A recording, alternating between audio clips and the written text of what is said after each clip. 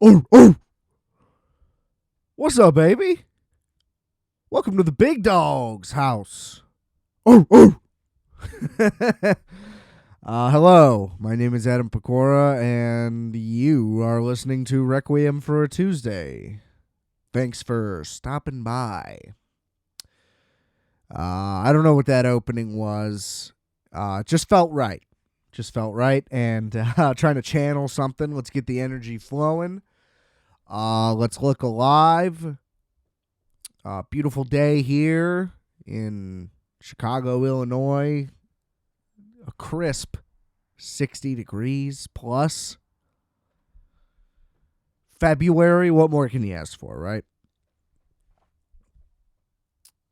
I guess protection from whatever the hell is about to happen this summer, because it is going to be a brutal, I'm sure. Anyway, rate, review, subscribe to Requiem for a Tuesday, Apple, Spotify, you name it, we're on it. Go check it out.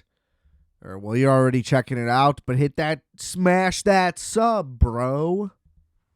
Come on now. Drop a like and a comment and a whatever.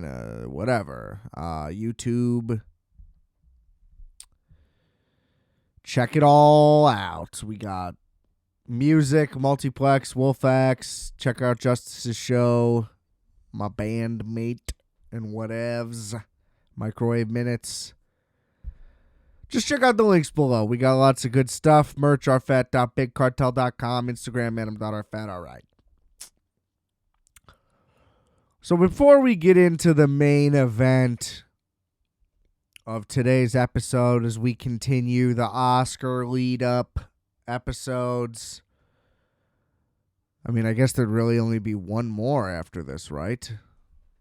Let me pull up the old calendar real quick. What are we looking at here? Yeah, I mean, the Oscars are on the 10th, so I can only really get one more episode in. So, pretty minuscule Oscar season coverage on this show. But if you look at what the market is doing today, the Oscars just don't matter to people anymore. Now you say, Adam, why is that? And I say, well, obviously, movies just don't matter to people anymore. And the live TV, just too tough of a pull. Really, only sports can get a live TV draw, it seems. And, there's plenty of other people overanalyzing. It ultimately is just an award show about movies, but it used to be such a cultural event that it'd be one thing for the ratings to dip and maybe pick up, on streaming, or the YouTube numbers go up the next day, or, whatever it may be. But unfortunately, the data just suggests that people don't give a fuck. And that's just what's sad. I wish, if people just didn't watch it live but still had the same reaction and it still mattered, maybe it would hurt a little bit less. But it stings, ladies and gentlemen. It stings. The memory is now burned into my brain of missing the Chris Rock slap by seconds. Literally the walk from the Village Tavern to our hotel in New York, 3 blocks, whatever it was. Not even, I don't think. Literally like 2 minutes we missed of the Oscars, and the internet completely exploded in that time frame. I don't know why I'm on this tangent. My point is just, it felt like the Oscars again for a second, For all the wrong reasons, of course. So how do we make that happen how do we make that happen at the movies, I guess? That's what I'm trying to say. Submit your ideas. rfatpodcast@gmail.com. Let me know. I'm sure you won't. It's a joke. But you can, I guess, if you want to. What I was trying to get to, though, anyway, my little idea that I surmised partially as a bit, but the more I thought about it, the more I figured it would work. So I'm going to pitch you guys a little movie. Okay? Good Friday, the movie, right? Okay, here's the thing. I don't know anything about Jesus really outside of your like stereotypical general Jesus knowledge. Otherwise, you're not going to get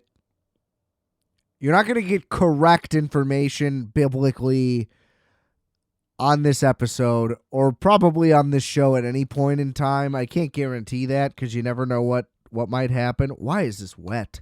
Oh, everything's wet. I'm sorry. First time with a woman.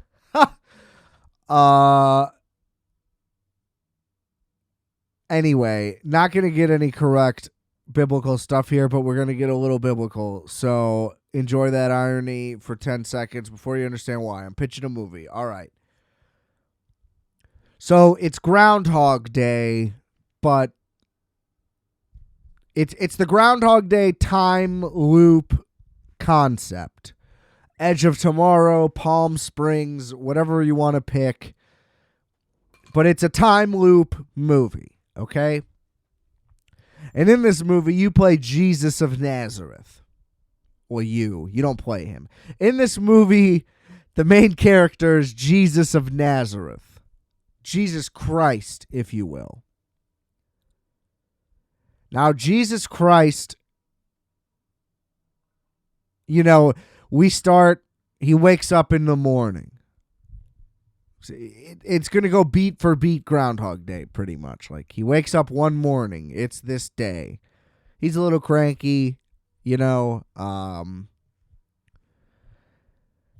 turns water into coffee with his powers, but, he's just a little off. He's too tired, so it's like shitty coffee.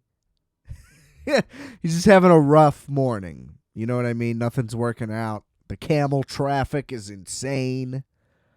You get the idea. So anyway, at some point, Jesus is murdered. Oh no. Crucified. Actually, it's worse. It's hours and hours of torture or whatever. So this timeline may have to be finagled a little bit. Because like I said, did this all happen in one day? I don't know. Would this be better to get like a Last Supper in there?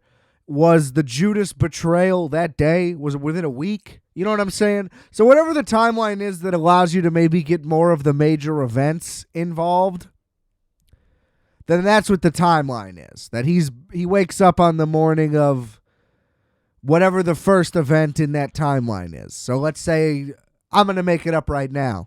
He wakes up that day he's betrayed. Then, 2 days later, they have the Last Supper. Then 2 days later, he's crucified. Or the crucifixion takes 3 days. Whatever the appropriate timeline is, that's what we're following. Okay, so just understand that part. So all of that stuff happens. Then at the end, he's crucified, right?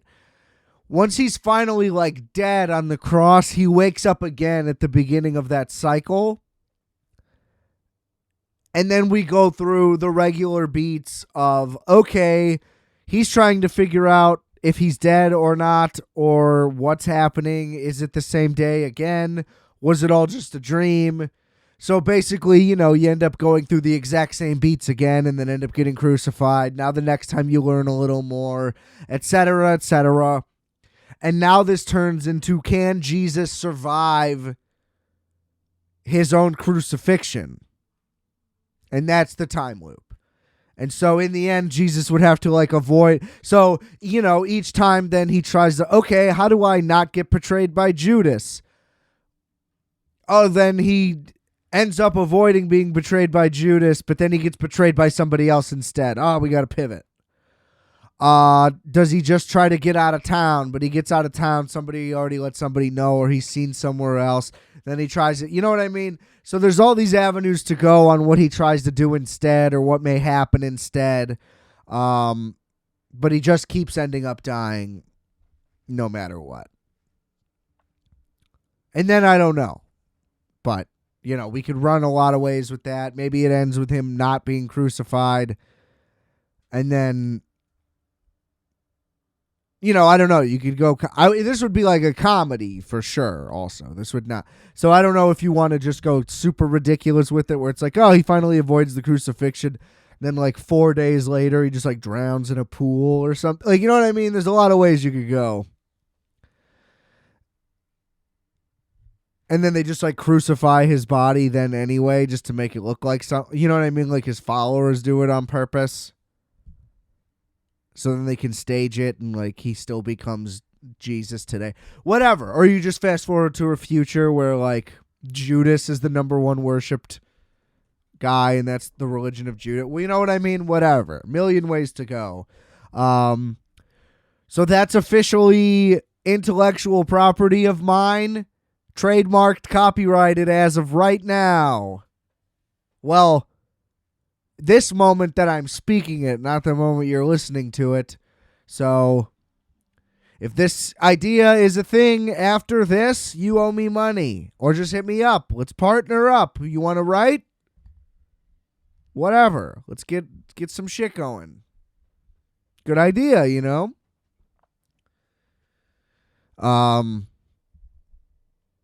I don't imagine Mel Gibson would be interested, but I'm sure some Jews down.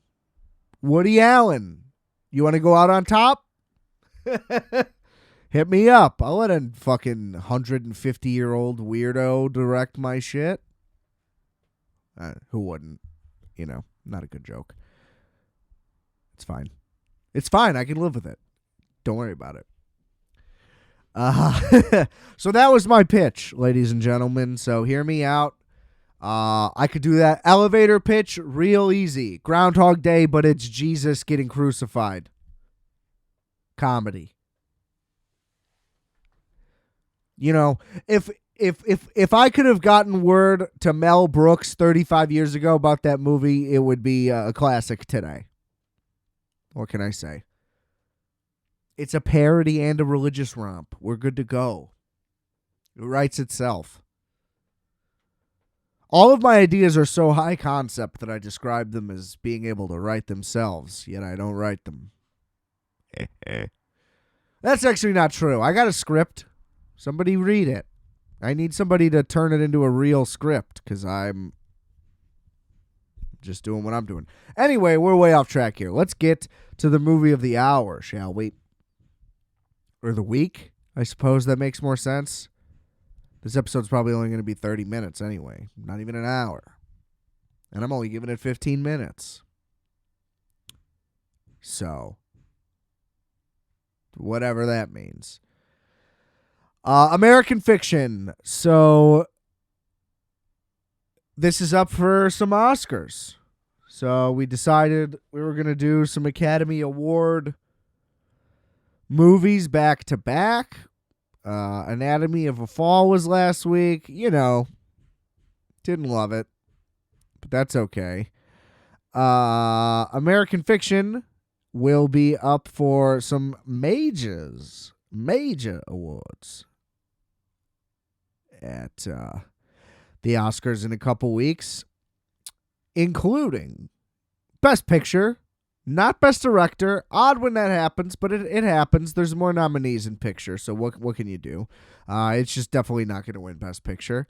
Best Actor, Jeffrey Wright. He was phenomenal and always is phenomenal in everything, so what can you say? Sterling K. Brown, Best Supporting. His character was a little cartoonish for me, but we'll get into that. Not that his performance was bad. I just think, Best Supporting Actor, fair nomination. He's a phenomenal actor as well, but what can you do there? Adapted Screenplay, Cord Jefferson, who's also the director, so at least he gets some love there. And then Best Original Score to Laura Cartman. I gotta say, your boy loved the score to this movie. Some wonderful little just like jazz beats that play over... I love when somebody's doing a nice, simple jazz score, and then sometimes it plays even during the dialogue a little bit. It doesn't cut when it would normally cut in traditional moments of score like in other movies. It plays a little longer into scene transitions and stuff like that. Love all that. Love a nice little jazz score. Let's keep that going as a trend. I feel like I've been hearing that in a lot of things lately. Or maybe I've just watched movies with it lately by coincidence, and that it's not necessarily in recent releases. So whatever. You kind of understand how that could work. Now, who is Cord Jefferson? I didn't know. But he was working on Master of None, The Good Place. He worked on HBO's Watchmen. So all good stuff and things that I have watched. So little did I know. I'd been a fan of this man's work. He also worked on Succession. Just listed as a consultant. So I don't know what that means or how involved he may have been. But I like this guy. He's got the talent. This was a very well-made film. Let me give you a little rundown of the plot here. So essentially, your boy, Jeffrey Wright, plays an English professor. I assume English, whatever, at least something similar. English related. He's working in writing. Professor at an unnamed Los Angeles university. He's also a novelist who is critically successful, academically successful, or lauded, whatever. But does not sell that many books, hence him having to have a job in the first place, I guess is one sign. Very early on, he is suspended for having an interaction with a student about race that goes a little too far, and they allude that it had been multiple incidents just like this.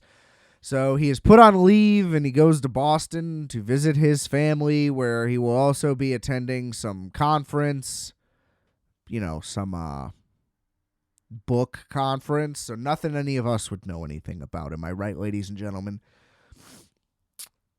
And then we're off.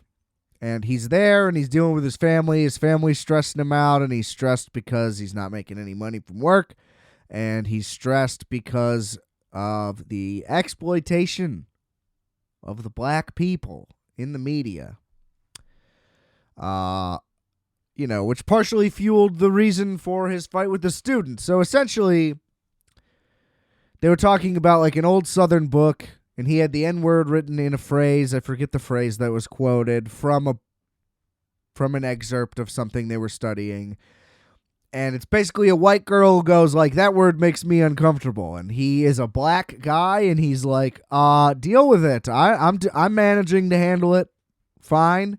Which to me is as logical as any statement as you could possibly imagine. And the fact that someone would say that to that man is alarming. Especially when someone's trying to teach you something, you would think you would value the lesson instead of acting like you know better. And, yeah. So, obviously he was right, but the whole movie is basically that. There's a lot of great scenes of literally just like white girls standing up in front of him and stuff. And, guys too, but you know what I'm saying. Just the type that you would, you'd peg. The limousine liberals, as I've heard them referred to, which I like that term. I don't know how common that is, but I don't use it a lot till now. Now I'm on board. So then he's out in Boston, and he just has a bunch of family issues, and all the stuff is going on. And then there's also this other book that he sees at the conference called like We's Done Lives in the Ghetto, something along those lines. And it's exactly the same thing you would expect, or, not you would expect, but it's exactly the same thing that he is talking about that bothers him. And basically his publishers, that was another thing. So he also, while this is all happening, was in the middle of submitting a new manuscript to his publishers for a new book. And they're basically like, we want a black book. And he's like, I'm black. It's my book. It is a black book. And they're like, nah, you know what we mean. And then he goes, and at this convention, there's nobody at the panel that he is on. And then there's a sold out room for another writer who has that book, which is basically just blaxploitation stuff, a la whatever. I don't know what examples they gave. Push by Sapphire or whatever. You know what we're talking about here. So anyway, that all just keeps riling him up, and then one night he writes a fake novel. I mean, one night, but you know what I mean. They blow it by. He basically quickly writes a full fake novel in the same vein about just really hammered in heavy stereotype uses. You know, single parent, guns, drugs, chains, ebonics, heavy ebonics usage, whatever the modern term for that is. Even I'm not aware. So whatever, if you find ebonics offensive, you're part of the message of the problem or whatever. Or I am. I don't care. You know what I'm talking about. Anyway. And they eat it up, and they basically, he writes it under a pen name to make it, basically because he's embarrassed to have it under his own name, and they submit it as a joke, but they love it. The publishers actually end up loving it. So they take the pen name to the advantage. They make him out to be this, like, convict on the run character, and they get, like, movie rights done before it's even out. All this crazy stuff. It just gets more and more lucrative. And then simultaneously, basically the movie juxtaposes his personal world with his business world, where everybody in the business world is a white person telling him what people want about black stories and all of those things. There's literally a scene where him and the other author of the Weez into Ghetto book are voted against for voting his book for Book of the Year, because the two black people think that it is pandering and offensive, but the three white people view it as powerful and whatever. And one of them literally stands up and is like, we think black people should have a voice. And it's hilarious. So there's just a ton of like that very strong on the nose irony comedy. And the heavy satirical nature is there the whole time with the business side of things, but then it's also like a very emotional, close-knit family comedy drama with his personal life. And they're juxtaposed very well. There's a version of this movie where it's just solely focused on him blowing up, doing the fake book, and becoming rich, and just continuing to exploit it until it becomes out of hand, and then it blows up in his face or something. And it's whatever. And it's like an exciting, clever, funny comedy movie. But there's no depth to it in that scenario. And then it doesn't end up in any Oscar contenders. And it's probably just like, a very refreshing, clever comedy. And don't get me wrong, I would love to see that version of this movie also, because the comedy stuff in this worked really well. And I was glued to the screen the entire time any of the book stuff was happening. And the family stuff was a little, it was just unexpected for me. I wasn't less entertained. I kind of just kept waiting for more of because just the surface level fun of all that, I just wanted more fun, I guess. But in the end, I do think it's more rewarding the way it worked out. So essentially a ton of stuff is going on with his family life while all this is happening. His mom is developing Alzheimer's. His sister literally dies, which was crazy and a little too much, but whatever. You know, it's a movie. They needed to move things along. They had to intro her quick and whatever. And then Sterling K. Brown and his brother who got caught by his wife with a man, so he's now fully out of the closet, but his life's kind of in, like, you know, a rough spot, obviously. So he's like having drug problems, and then they all are still having problems forever because their dad killed themselves. And it's basically like any of those problems could apply to any family or any race or whatever of any person in the entire country. They're literally all like doctors and like technically doing well financially, but even they're struggling financially in certain ways because of certain reasons, like being suspended or going through a divorce. Or your mom having Alzheimer's and you need to put her in a home or have round-the-clock care or whatever the case may be. They have, like, they're technically dealing with just like any upper middle class people's problems. It could be anyone is the whole point. So the irony of like, no, we're writing about the black experience in this book is juxtaposed against what this black experience is, which is just an experience. And it's a brilliant correlation. And they don't blow that in your face, though. There's not a scene where they're like, this is what a black family is really like. Like, he mentions it in frustration and stuff. He's like, I have fucking problems in my life. They're just not these ones that are problems, but they're just not mine. I can't relate to it. Like, you know, there's just this constant frustration. And then he ends up continuing to have more problems, and they just feed into each other and all that. But it's a really smart way to characterize it, but not be in your face about anything. Or again, they don't make it seem like, well, this is also what everything is like. They're just like, hey, this is what it is for him. Like, at least for this one guy. But there's going to be a ton of people that watch this movie and relate. Not to all of it, but to parts of it. Because, you know, one of their financial struggles in the thing is like, oh, we have to sell our beach house because they are able to have one. You know, that's a crazy thing where I'm like, shit, I'm poor as shit. You know what I mean? So, I mean, you know, it's not supposed to be a thing where everyone can relate to everything all the time. That's just not a thing. You don't need to represent everything like that in that way to the bare minimum of a...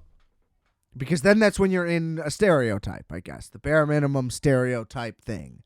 Because show the worst possible situation of a thing, and that's just how it is. Well, it's not just how it is, and things are a little bit different, and I like that they were able to show that with comedy, with effective drama, incredible acting all across the board. You know, a little disjointed here and there, where... Again, the family to business ratio I wish would have shifted a little more. I think the dynamic between Jeffrey Wright's character and then like his like I guess rival writer, they have like a showdown argument, but it doesn't really get anywhere. And I guess that's kind of the point though too. Is that like you either agree with one of them or you don't. But they're not going to change either one of each other's minds, which is essentially every argument everyone has with everyone about everything, but especially topics like this. And I don't know. I would just say everything is portrayed like incredibly well, and there's poignant messages in here that I think a lot of people could stand to see and maybe take in. And I think that's what they were going for. And then they pull out a fakey ending on you. Spoiler alert here, which, you know, kind of did already anyway, but whatever. Where they do the... Because there's this one scene where he's like, let me call the movie producer guy. I got an idea. And then they just cut away to it. And they don't reveal what that idea is until the end. Which is when this book wins the literary award... that he didn't want it to win. He goes up on stage and he's like, I got to tell you the truth. And he's basically finally going to reveal himself to everyone. And then it cuts and he's actually standing next to the producer and they're going over the script. And instead, well, he just goes like, well, what actually happened there is nothing. I just didn't admit it was me and the guy didn't accept the award and we moved on. And it's like still a secret. So instead, the movie is going to be the reveal of the truth, and this movie is going to be about me. Basically, the movie you just watched. And then the ending ends up being, the fake ending to the movie ends up being, he goes up on stage, tries to reveal that he's really him, and he's just a regular writer who's been around for years, and it was just an experiment or whatever. But instead, the police come in because they were set up outside, staking out the room, waiting for him to come on stage, and then they shoot and kill him. And everything about that is brilliant. It ties back into the meta nature of the entire thing, where he is playing himself as a writer, and then it all cycles back, and that it's based on a book, the movie itself, and all of this stuff. And a brilliant way to end it. Just great stuff. I really liked it a lot. And unfortunately, there's no way it's going to win Best Picture. I think there's a firm chance that Jeffrey Wright, I don't know. What is that category looking like? We're going to have to pull up the categories here, ladies and gentlemen. Give me a second here. Because he was good, man, and he does comedy really well. It was subtle. He's asked to do actually kind of a lot because this movie, as I mentioned, it's both. There's both a full comedy in here and a full drama in here, and they don't really intersect ever, which is difficult to balance. It's kind of crazy the more I think about it. This is one of those ones that kind of sat with me a little bit better.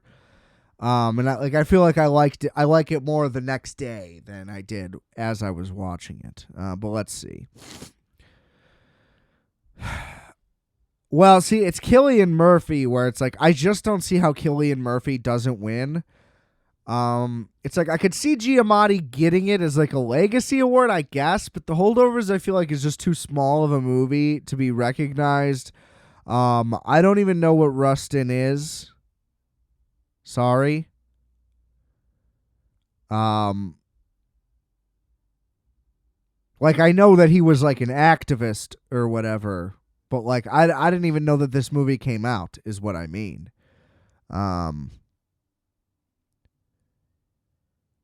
Was it good? Let's see. What were the reviews like? 84% for Rustin, 68 Metacritic. Okay. I'll trust it.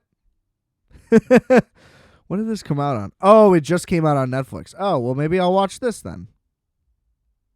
Great. We'll see. And Bradley Cooper, I feel like the hype for that movie died kind of the second it came out, unfortunately. I didn't watch it. I don't think I'm going to either. I'm just not interested. Yeah, I mean, I just don't see him beating Cillian Murphy. And then what do we got for supporting here? Robert De Niro, Robert Downey Jr., Ryan Gosling. He has no chance, unfortunately. Even Mark Ruffalo, I hear. Like, that's probably the toughest category of the whole fucking awards. Jesus Christ. That's insane. The best supporting act. I mean, what a tough year to be in that category. Adapted screenplay? Oppenheimer, probably, just because, although Zone of Interest needs to get some love from what I hear. I found out that movie's not in English, and I have no fucking interest, which is crazy, because it's an English director, I thought. But I think he's like English, like England, which means Europe, which means they do other languages there. Fuck that. I don't do that fucking communist bullshit. Then what do they have for score? What are they up against for score? Indiana Jones? I don't think so. Robbie Robertson for Killers. I mean, the Killers of the Flower Moon score was great. Oppenheimer was great, yeah. So tough categories. They're probably not going to win anything there. But that, honestly, it's a great movie. If you have the chance to see it, go see it. I went and saw it in theaters. It was $20 to rent. The tickets I went to a matinee. They were $9 each. So I saved money by going to the theater. If you want to watch it at home, it'll work at home. I would say just play it a little loud so you can hear that nice, smooth jazz and really enjoy it. But yeah, American Fiction. Our second. I guess I only did one movie last week, too. I just did Apocalypse Now with it, which doesn't even count. So, yeah, we'll do another Oscars movie next week, and then we'll do an Oscars recap show after. Hopefully something interesting happens, but hopefully to Will Smith instead of by Will Smith. So yeah, that sounds like a fun plan. Rate, review, and subscribe to Requiem for a Tuesday. Please. Goes a long way. Let's get those numbers up. Share the episodes with your friends, with your family, with whoever. Tell a stranger to check me out.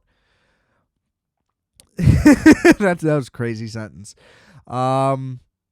And I think that's it. Check out all the links in the description below. Thanks for tuning in, as always. And remember, I know you forget, but please remember, RFAT, You are fat. We are fat. Calculator.